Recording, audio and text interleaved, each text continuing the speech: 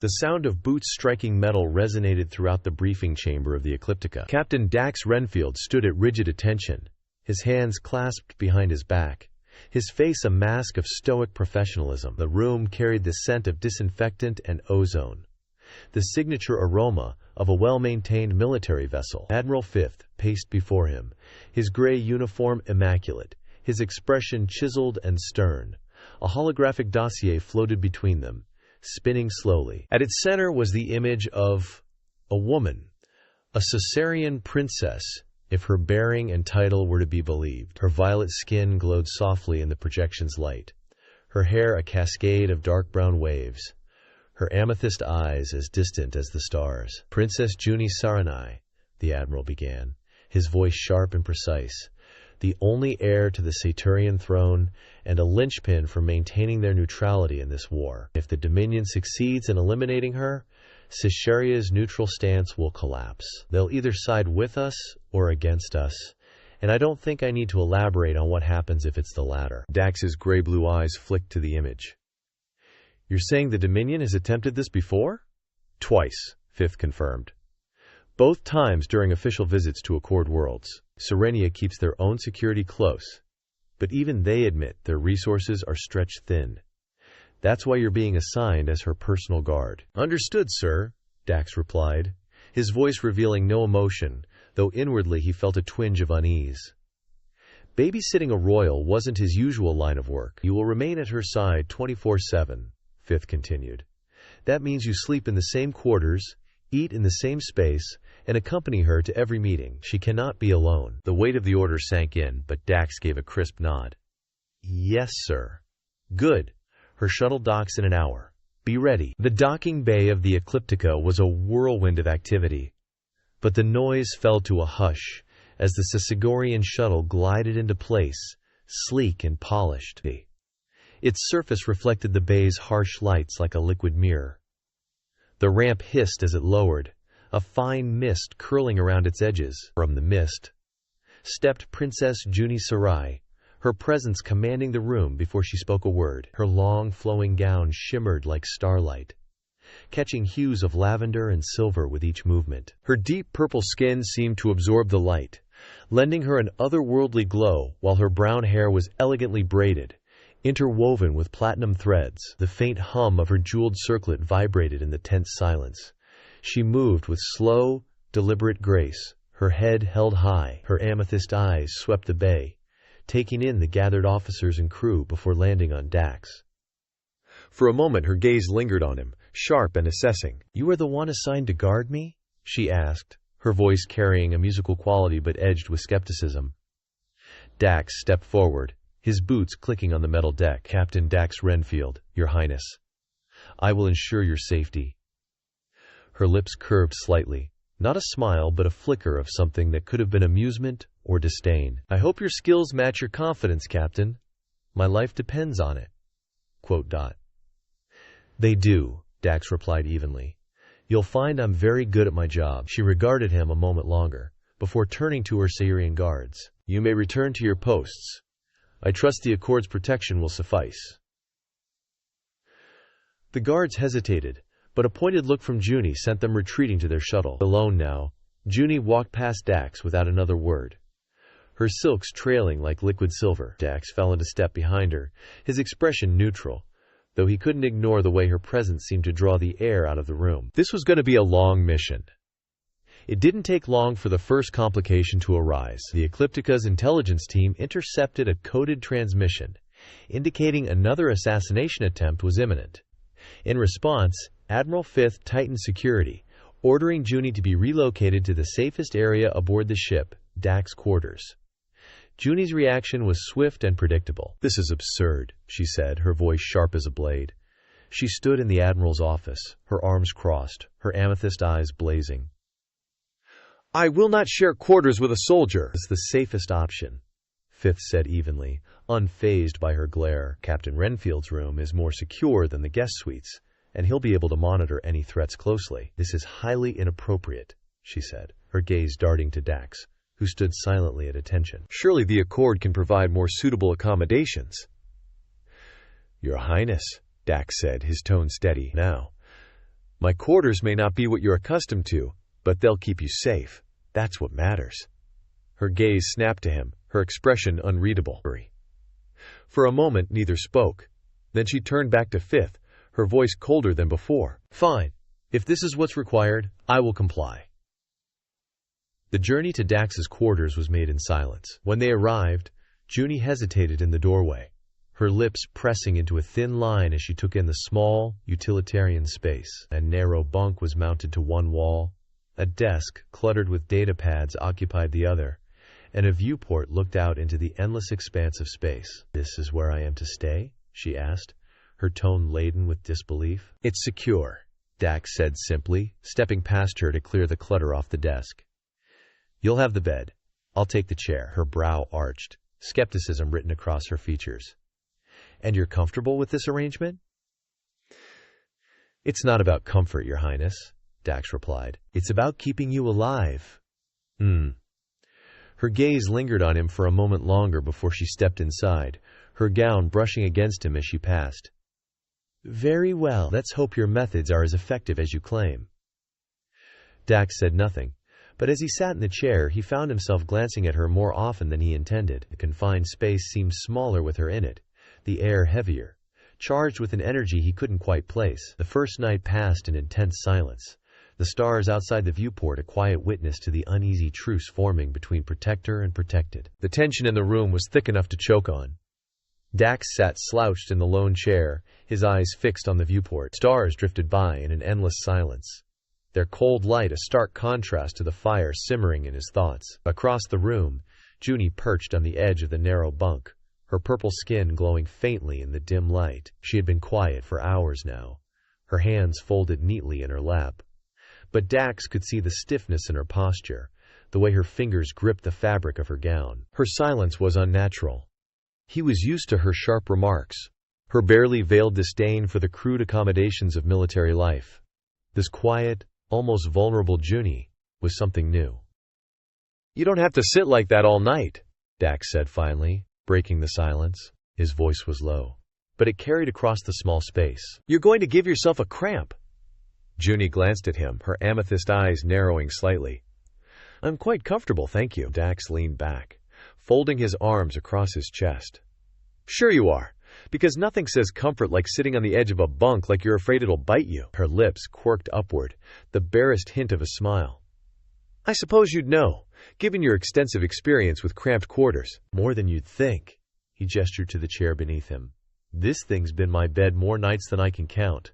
Not exactly what I dreamed of growing up." Her expression softened, curiosity flickering across her features. "And what did you dream of?" He blinked, caught off guard by the question. "I didn't think about it much. Maybe being an astronomer.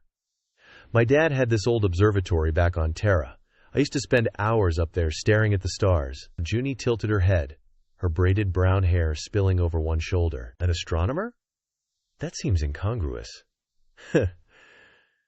"Yeah, well, life has a way of throwing curveballs," he said, a faint smirk tugging at his lips. "The war started, and looking at stars didn't seem as important as fighting for what was left of home."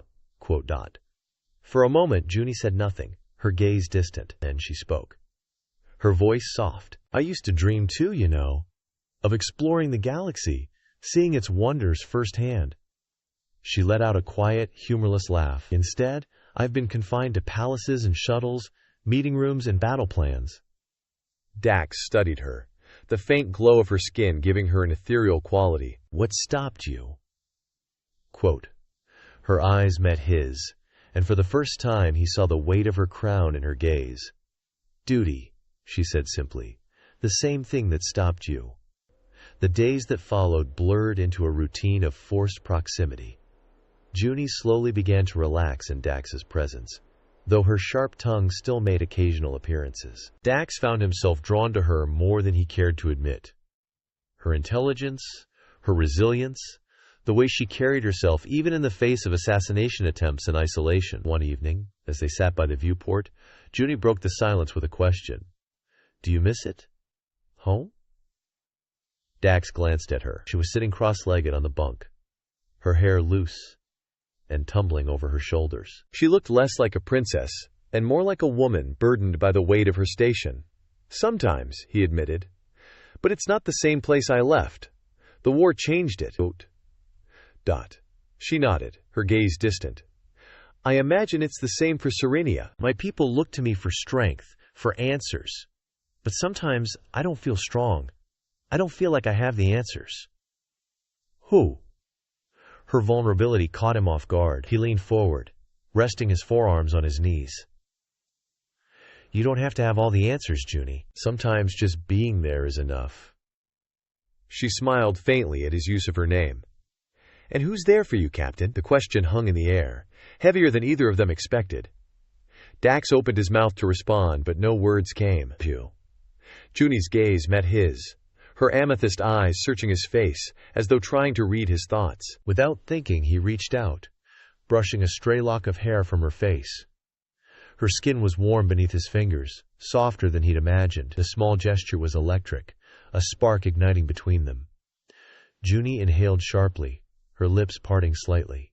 Dax! He drew his hand back, the reality of what he'd done crashing over him. I'm sorry, Your Highness. I don't, she said softly, cutting him off. Don't apologize. For a long moment, they sat in silence, the space between them charged with unspoken words and unacknowledged feelings. Then slowly, Junie leaned closer, her gaze never leaving his. Dax's breath hitched as her lips brushed his, light, hesitant, as though testing the waters. The kiss deepened gradually, her hands sliding to his shoulders as he cupped her face in his calloused palms. It was a clash of fire and restraint, a moment of raw emotion that both of them knew was forbidden. When they finally broke apart, Junie's cheeks were flushed, her breathing uneven. This can't happen, she whispered, her voice trembling. It's wrong. Dax's thumb brushed her cheek, his gaze steady. Then why does it feel so right? She didn't answer. But the way her lips met his again was all the answer he needed. Morning aboard the Ecliptica was indistinguishable from night. But when Dax opened his eyes, the weight of the previous evening was as tangible as the dull ache in his chest. He sat up in the chair, stretching his arms, his gaze instinctively flickering to the bunk. Junie was already awake.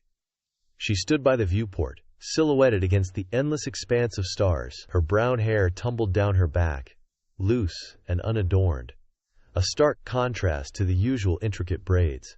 Her gown shimmered faintly in the dim light, the soft silver fabric shifting with her every movement. She turned when she felt his gaze, her amethyst eyes locking onto his. For a moment, neither of them spoke. The silence was not the awkward tension of their early days, but something heavier, fraught with unspoken words. Last night, she began, her voice soft, hesitant, was a mistake. Dax finished, his tone firm despite the knot forming in his stomach. It can't happen again. Junie's expression didn't change, but her hands tightened around the railing of the viewport. You think I don't know that? She said, her voice edged with frustration.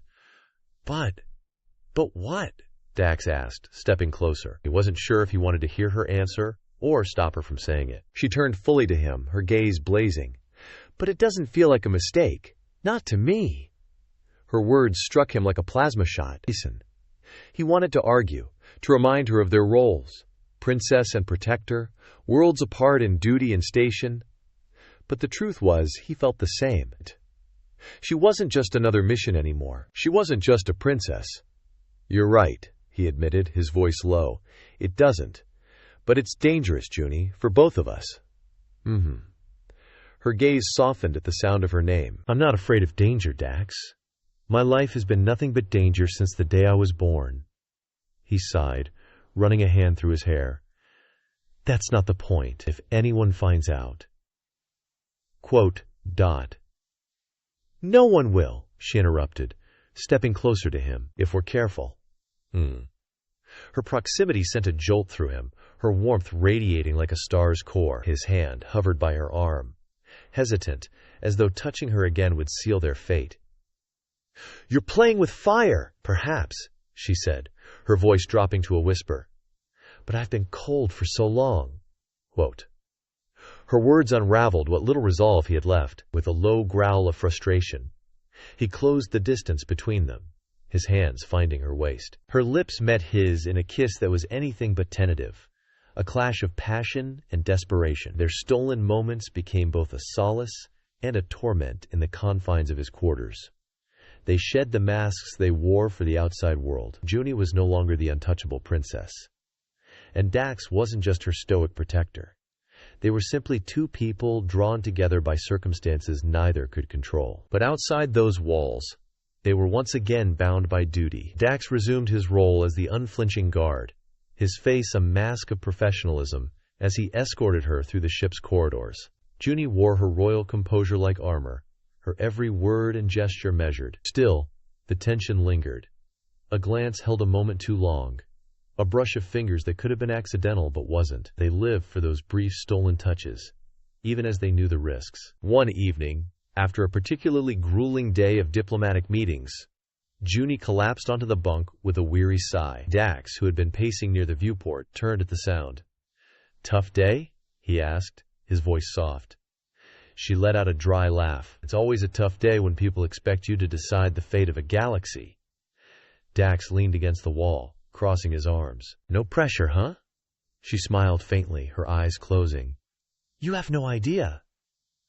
For a moment he just watched her, his chest tightening. She looked so small, so fragile. Yet he knew how much strength she carried. It made him want to protect her even more fiercely, even as he knew she'd never ask for it. "Dax," she murmured, her voice pulling him from his thoughts. "What do you think will happen when we reach Serenia?" He hesitated, not wanting to voice the truth. "You'll do what you always do. Be strong for your people." Her eyes opened, meeting his. "And you?" He didn't answer the question, cutting too close to the bone. Instead, he crossed the room and sat on the edge of the bunk, his hand brushing hers.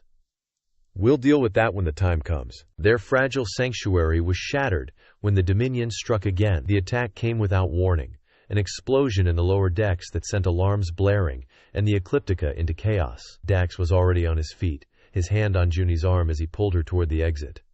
"Stay close," he ordered, his voice firm. She didn't argue. Her usual sharp retorts replaced by grim determination. They navigated the smoke-filled corridors, Dax's sharp instincts guiding them away from the worst of the fighting. His pulse pounded, his every sense on high alert. Protect her! That was all that mattered. When they reached the secured area near the bridge, Dax quickly scanned the room. No threats yet. He turned to Junie, his hands gripping her shoulders. "Stay here. I need to." "No," she interrupted, her voice resolute. "I'm not letting you go out there alone." Junie, he began, but the look in her eyes stopped him. She wasn't just a princess now. She was a warrior, ready to fight beside him. Reluctantly, he nodded. "Fine, but stay behind me." The corridor outside the secure area was chaos. The acrid stench of smoke filling the air, mixing with the metallic tang of blood and scorched metal. Dax moved quickly, his sidearm drawn and held low as he scanned the area, his mind working in overdrive, calculating threats, escape routes, and Junie's safety all at once. Behind him, Junie followed, her steps light but purposeful. The gown she wore was smeared with ash, the silver fabric dulled by the soot clinging to the air. Despite the danger, there was no hesitation in her movements. She trusted him completely, and that trust felt heavier on Dax's shoulders than any weapon he'd ever carried. "We're heading to the auxiliary bay," he said over his shoulder. "The Dominion's goal is chaos, not a full-scale invasion. Their team will likely retreat once they've planted their explosives. But we need to be gone before then." She nodded, her face set in determination. "What about the crew still fighting?" Quote. Dax's jaw tightened. Extract valid. He'd spent his career protecting lives, and leaving anyone behind went against every instinct he had. But right now, Junie's survival was paramount. The rest of the ship can handle the fighting. My job is to keep you alive. Junie didn't reply, but the flicker of emotion in her eyes told him she understood, even if she didn't like it. The explosion came when they were halfway to the auxiliary bay, a deafening roar that shook the floor beneath their feet. Dax instinctively grabbed Junie, pulling her against him as shards of metal and sparks rained down from a nearby bulkhead. "Dax!" she gasped, her hands clutching his shoulders. "I'm fine," he said quickly, but though his ears rang from the force of the blast. "Are you hurt?" "No," she said, shaking her head. Her hair was wild now, loose strands clinging to her face, but her eyes were steady as they met his. For a moment, everything else, the alarms, the smoke, the distant gunfire, faded away. All he could see was her. You saved me," she whispered, her voice barely audible over the chaos. "It's my job," he said, though the words felt inadequate. His hands lingered on her waist, his grip firm but gentle, as if letting her go would shatter something fragile and irreplaceable. "It's more than that," she said, her voice trembling with something deeper, "isn't it?" Mincher. He couldn't answer, not with words. "There's more." Instead, he cupped her face, his thumb brushing against the soft, faintly luminous skin of her cheek. She leaned into his touch, her eyes fluttering closed for the briefest of moments. When she opened them again, the emotion in her gaze was undeniable. Before either of them could speak, the sound of boots pounding on the deck shattered the moment. Dax spun, his weapon raised, and spotted 2 Dominion operatives rounding the corner. His shots were precise, 2 bursts of light that dropped the attackers before they could fire. "Let's move," he said, taking her hand. "We're almost there." The auxiliary bay was quieter than the rest of the ship, though the tension in the air was palpable. Dax guided Junie to a corner where the walls were reinforced and offered a clear view of the entrance. He took a moment to check her for injuries, his hands steady despite the adrenaline still coursing through him. "I told you I'm fine," she said, though the slight tremor in her voice betrayed her exhaustion. "You're fine now," he said dryly, "but you're not invincible." Junie bristled at his tone, her eyes narrowing. "Neither are you, Captain." He paused, his hands stilling as he looked at her. "I don't care about me," he said quietly. "You're all that matters right now." Her expression softened, the tension in her shoulders easing. "You can't keep doing this, putting yourself in harm's way for me." "It's my duty," he replied, but even as he said it, he knew it wasn't the whole truth. His duty was an excuse, a shield for the feelings he couldn't ignore any longer. Junie took a step closer, her hand resting lightly on his arm. "And if duty wasn't a factor, what would you do then?" He met her gaze, the question hanging in the air like a loaded weapon. "I don't know," he admitted. "But I know I wouldn't let you go." Her breath hitched, her amethyst eyes glimmering, humming with unshed tears. "Dax!" Before she could finish, he kissed her. This time there was no hesitation, no second guessing. The world around them ceased to exist as he poured everything he couldn't say into that kiss. The fear, the longing, the undeniable truth of what she had come to mean to him. She lowered his hands, showing him where she wanted him to please her. If they were quick enough, maybe they wouldn't feel guilty. As he slid his fingers into her, she let out a small moan. When they finally broke apart, her hands were clutching the front of his uniform, her forehead resting against his. "This is madness," she whispered, her voice trembling. "Maybe," he said, his own voice low and rough, "but it's the only thing that feels right." Back in the relative safety of the bridge, the aftermath of the attack weighed heavily on them both. Junie sat in the captain's chair, her gown stained and torn but her regal composure intact. Dax stood by the viewport, his hands clenched into fists as he stared out at the stars. "Why do you keep looking at me like that?" she asked, her voice cutting through the quiet. Dax turned, his expression unreadable. "Like what?" "Like I'm something fragile," she said, standing to face him. "I'm not. You've seen that." "You're not fragile," he said, his voice low. "But that doesn't mean you don't deserve to be protected." Her brow furrowed, frustration flickering across her face. "And who protects you, Dax?" The question left him speechless, the walls he'd carefully built around himself threatening to crumble. Junie stepped closer, her eyes soft but unwavering. "You carry so much, but you don't have to carry it alone. Let me be there for you." Quick. He shook his head, his jaw tightening. "It's not that simple." "Junie, it is," she said, her voice firm. "We're already risking everything just by being here. What's the point if we don't let ourselves feel it?" Quote. Her words broke through the last of his defenses. In that moment, he knew there was no turning back. Whatever happened next, he was hers, and she was his. The bridge was unnaturally quiet, the air between Dax and Junie charged with unspoken emotions. The chaos of the Dominion attack, had left them rattled. But it had also shattered the final barriers between them. They were no longer just protector and charge, no longer bound by the cold formality of their roles. They were something more now, something dangerous and exhilarating. Junie's fingers hovered near Dax's hand, their proximity electric. The faint glow of her purple skin contrasted sharply with his scarred, calloused hands. She wanted to touch him, to reassure him, but the weight of what they'd already shared left her hesitant. Dax noticed the flicker of uncertainty in her eyes and closed the distance between them, his hand brushing hers. The contact brief but deliberate. "Junie," he said softly, her name carrying more emotion than he intended. "This us, it's reckless. Everything about my life is reckless," she replied, her voice steady despite the turmoil in her chest. "And yet, this is the only thing that feels right." He opened his mouth to argue, to remind her of the consequences.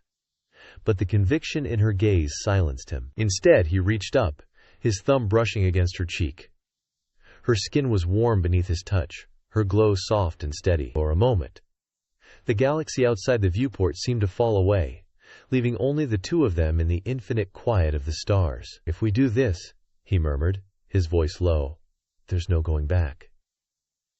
Her answer was a whisper, her lips so close he could feel the warmth of her breath. "I'm not asking to go back." For the next few days, the routines aboard the Ecliptica continued as if nothing had changed, though everything between Dax and Junie had. To the crew, they were the same stoic soldier and untouchable princess, their roles perfectly intact, but in the quiet moments when the doors to Dax's quarters slid shut, they allowed themselves to exist outside those roles. The nights were their sanctuary. Junie sat cross-legged on the bunk, her hair loose and tumbling around her shoulders, the tension from her royal bearing melting away. Dax sat beside her, his uniform jacket discarded, his shirt untucked, a rare softness in his features. "You didn't tell me you were this untidy," she teased, gesturing to the clutter of data pads on his desk. He smirked, leaning back against the wall. "I've been a little busy keeping you alive." Convenient excuse. Her teasing pulled a low chuckle from him, a sound she realized she wanted to hear more often. She reached out, her fingers grazing his arm. "You laugh so rarely. It's a shame." "War doesn't leave much room for laughing," he said, though his tone lacked the bitterness she expected. "No," she agreed, her gaze dropping to their joined hands. "But maybe we can find moments even in the middle of it all." He didn't reply, but his hand tightened around hers, his thumb tracing idle patterns on her knuckles. The quiet between them was heavy with meaning, their connection deepening in the unspoken acknowledgement that this was more than physical. It was something neither of them had dared to hope for in their lives. One evening, as they sat by the viewport, Junie broke the silence with a question that had been haunting her. "Dax, why did you enlist?" "Quote." He hesitated, his gaze fixed on the stars. "I didn't have much of a choice. The war reached Terra, and I wasn't about to sit back and let someone else do the fighting." "But you stayed," she pressed gently. "Even after you'd done your part." He sighed, running a hand through his hair. "I guess I didn't know how to stop. The military gave me a purpose, something to fight for. But now? Now what?" He turned to her, his gray-blue eyes searching hers. "Now I'm fighting for you."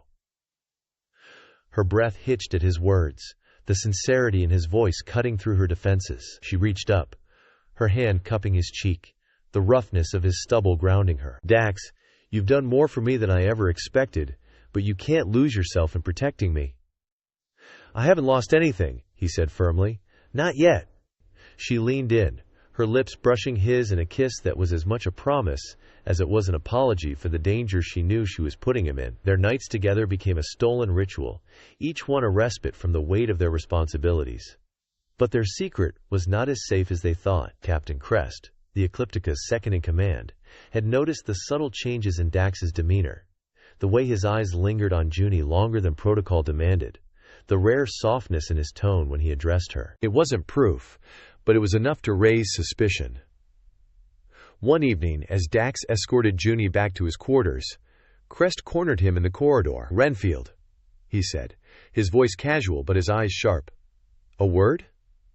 Dax glanced at Junie, who nodded slightly before continuing to the room, with his head.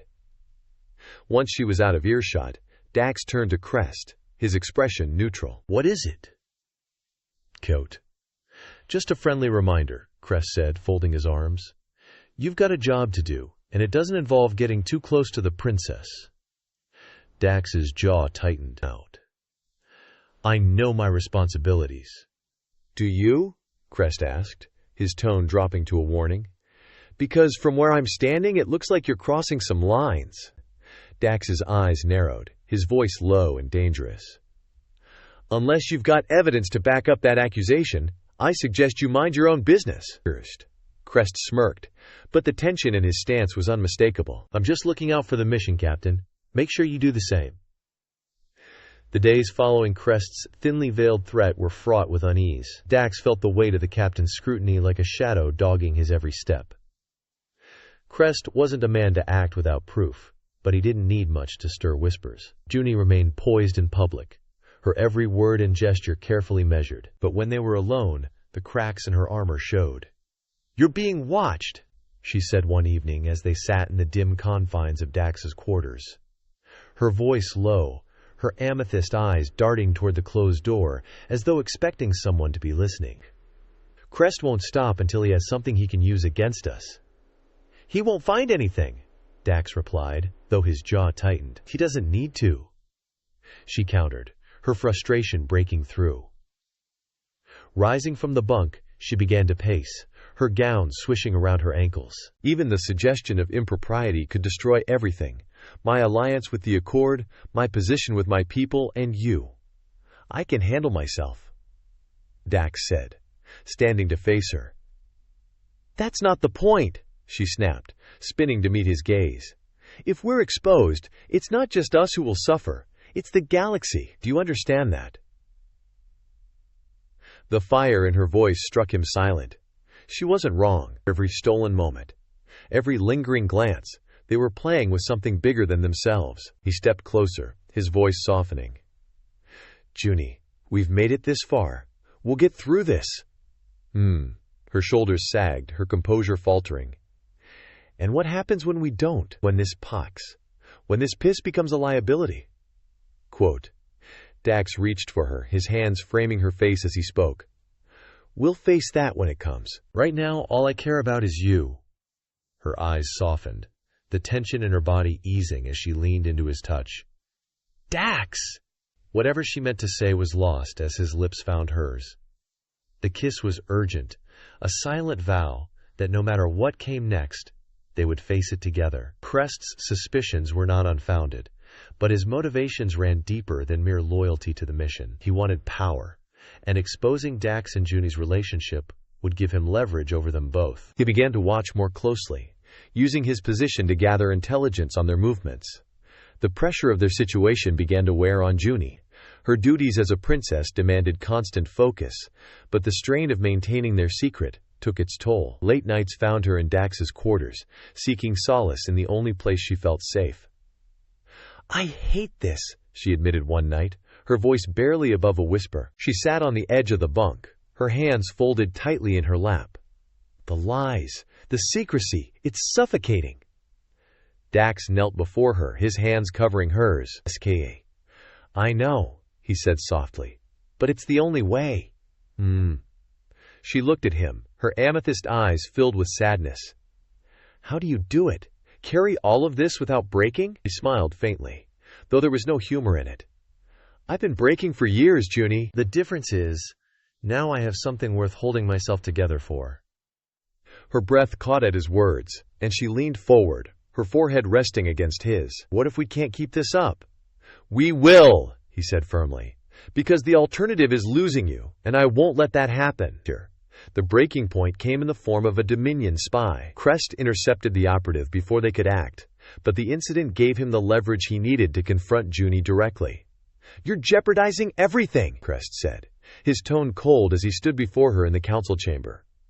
"Your relationship with Captain Renfield is a liability the Dominion will exploit."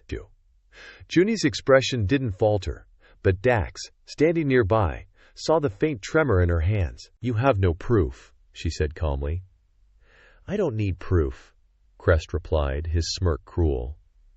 "The mere suggestion will be enough to sow doubt among your allies." Unless, her eyes narrowed. Unless what? Relieve Renfield of his duties, Crest said simply. Send him away, and I'll ensure this remains a misunderstanding. The words hit Dax like a blow. He stepped forward, his voice hard. That's not your decision to make! No! Crest agreed, his smirk widening. It's hers! Junie turned to Dax, her expression unreadable. The room was heavy with silence as she weighed her options. Finally, she spoke, her voice steady. Leave us. Alone in the chamber, Dax and Junie faced each other. You can't seriously be considering this, Dax said, his voice filled with quiet desperation. What choice do I have? She asked, her voice breaking. If I don't send you away, everything we've worked for will collapse. And if you do, he asked, do you really think that will stop Crest? He'll find another way to destroy you. Her shoulders slumped, the weight of her decision crushing her. Then what do we do, Dax? Tell me how to fix this. He crossed the room, his hands framing her face as he spoke. We don't let him win. We don't let anyone take this from us. Her tears spilled over, her hands clutching his wrists. I can't lose you. You won't, he promised, but you have to trust me. The Dominion launched their final assault that night. Explosions rocked the capital, and chaos erupted in the palace. Dax and Junie fought side by side, their bond stronger than ever in the face of danger. When the dust settled, Crest's betrayal was revealed. He had been working with the Dominion all along, using their relationship as leverage to sow discord. In the aftermath, Dax and Junie stood on the palace balcony, the stars above Serenia shimmering in the clear night sky. It's over, she said, her voice filled with relief. No, Dax said, his arms wrapping around her. It's just the beginning. The aftermath of the Dominion's assault left Serenia scarred but standing. The palace was quiet in the early hours, the chaos of the attack giving way to an eerie calm. Dax stood on the palace balcony, his gaze fixed on the horizon where the first rays of Seria's twin suns were beginning to break. Junie joined him, her presence soft but commanding. She wore a simple gown, her royal finery abandoned for something less burdensome. Her brown hair tumbled loosely over her shoulders, and the faint glow of her purple skin seemed almost subdued in the dawn light. You should be resting, Dax said without turning. So should you, she replied, her voice gentle. He turned to her, his expression weary but warm. Couldn't. Too much on my mind. She stepped closer, her hands clasped in front of her. I know. For a long moment, they stood in silence, the unspoken words between them louder than anything they could have said. The revelation of Crest's betrayal had shaken Syria's council. The captain's treachery not only exposed the fractures in their defenses, but also the delicate balance of Junie's authority. The council demanded accountability, not from Crest, who was no longer alive to answer for his crimes, but from the relationship he had used as leverage. They want you gone, Junie said finally, her voice trembling as she met Dax's gaze. Dax's heart clenched, though he had been expecting it. Then I'll go. No! Her hand shot out, gripping his arm. I won't let them dictate this. We've given everything, risked everything. Why can't they see that? Because they don't care about us, he said softly, his hand covering hers. They care about what you represent. And they're right, Junie, Dax continued. Your people need you. You can't have this and them, not the way they expect. Her tears spilled over, her voice breaking. Then I'll abdicate. Let someone else take the crown. He shook his head, his grip tightening. You know that's not the answer. You're the only one who can lead Serenia through this. You're stronger than any of them, Junie. They need you more than I ever could. And what about you? She asked, her voice trembling. What happens to you? I'll survive, he said, his voice thick with emotion. Because I know you're out there. Because I know everything we've done, everything we've been through, wasn't for nothing. And the farewell was private. Just the two of them, in the royal gardens beneath the Sicorian stars. The faint hum of the planet's energy fields buzzed in the distance, a reminder of the world that would carry on without him. Junie clung to Dax, her arms wrapped around his neck as if letting go would shatter her. I'll miss you, she whispered, her tears dampening his collar. You'll do more than that, he said, his voice low and rough. "You'll rule. You'll lead. You'll survive." Her lips found his in a kiss that was desperate, bittersweet, and final. When they broke apart, their foreheads rested together, their breaths mingling in the cool night air. "I love you," she said, her voice barely audible. "And I'll always love you," he replied, his hands cupping her face. "No matter where I am." As the sun began to rise, Dax stepped back, his hands lingering on hers before finally letting go. He turned and walked away, each step heavier than the last. Junie watched him go, her heart breaking with every passing moment. But as the first light of dawn washed over the garden, she straightened, her head held high. She was Setsaria's queen now, and she would carry the strength he had given her into everything that lay ahead. Years later, in the quiet moments of the night, Junie would stand on her balcony, her gaze fixed on the stars. She would remember Dax's smile, the sound of his voice, the feel of his hands in hers. She would wonder if he was out there somewhere, looking at the same stars and thinking of her. For Dax, the galaxy became his sanctuary.